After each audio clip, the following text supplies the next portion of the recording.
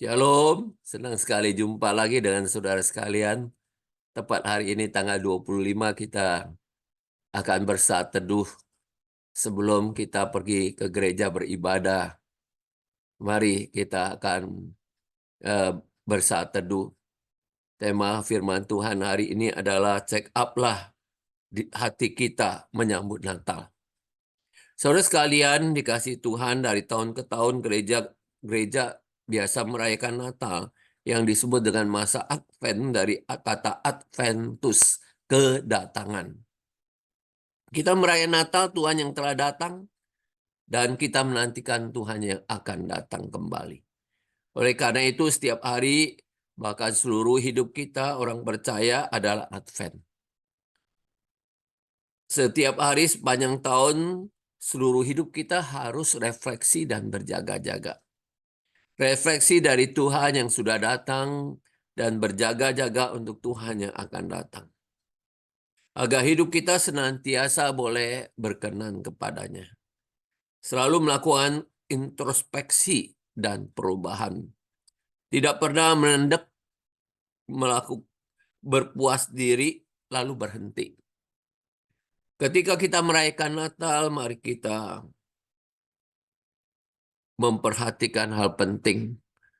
Bukan pakaian kita yang indah, pakaian kita yang baru yang dilihat Tuhan, tetapi hati kita. Jangan biarkan ada kendala, halangan, dan rintangan bagi kehadirannya. Supaya dia benar-benar menjadi Immanuel, Allah beserta dengan kita.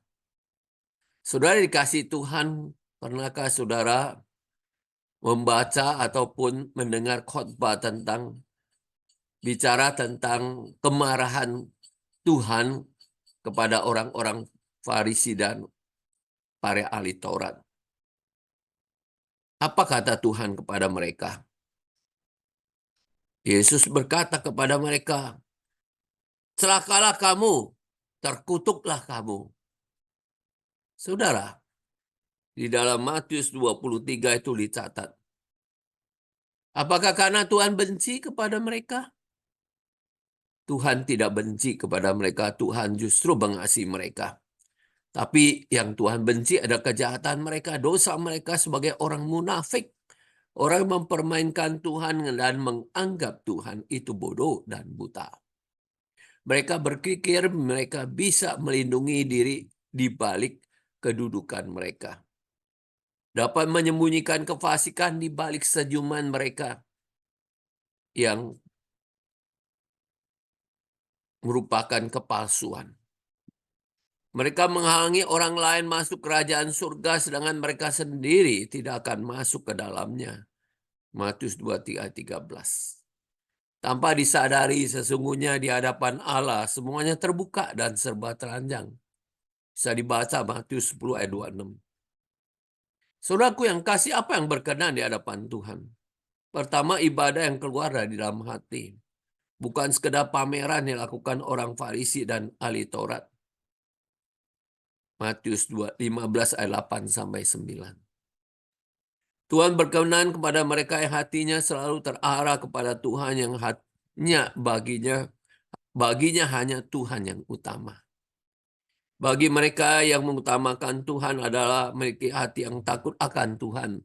Tidak akan takut kepada apapun atau siapapun. Tetapi bagi mereka yang tidak takut kepada Tuhan akan takut kepada siapapun atau apapun. Karena itu Rasul Paulus mengajar Roma 12 ayat 1 dan 2. Pentingnya pembaruan pikiran kita. Kedua, mereka segala hati rindu melayani sesama dan melayani dengan rendah hati. Di dalam kerendahannya itu terletak kemuliaannya. Mereka tidak akan ditakuti tetapi justru dicintai. Inilah yang disebut dengan kebesaran yang sejati. Matius 23 ayat 12. Ingatlah selalu pada Yesus ada Allah yang merendahkan diri dan menjadi manusia dan menyerahkan nyawanya disalibkan ganti kita. Aplikasi refleksi kita menyambut Natal. Apakah hidup kita sudah sesuai dengan yang dikehendaki Tuhan? Adakah hati kita sungguh mencintai kebenaran? Mencintai Tuhan bukan kepalsuan, sekalipun itu akan membuat orang terpukau. Apakah ada keinginan untuk hidup selalu dalam kebenaran, mengatakan kebenaran dan menyingkapkan kebenaran? Sekalipun tidak mudah untuk diterima, tapi inilah juga yang berkenan di hadapannya. Selalu siap menyambut kedatangan Tuhan. Immanuel, Allah menyertai kita semua. Selamat beribadah merayakan Natal. Tuhan memberkati. Firman dan janji Tuhan bagi kita Matius 10 ayat 28. Dan janganlah kamu takut terhadap mereka yang membunuh tubuh, tetapi tidak berkuasa membunuh jiwa. Namun lebih takutlah kepada Dia yang berkuasa membunuh baik jiwa maupun tubuhmu dalam neraka. Matius 23 ayat 12. Siapa yang meninggikan dirinya, ia akan direndahkan.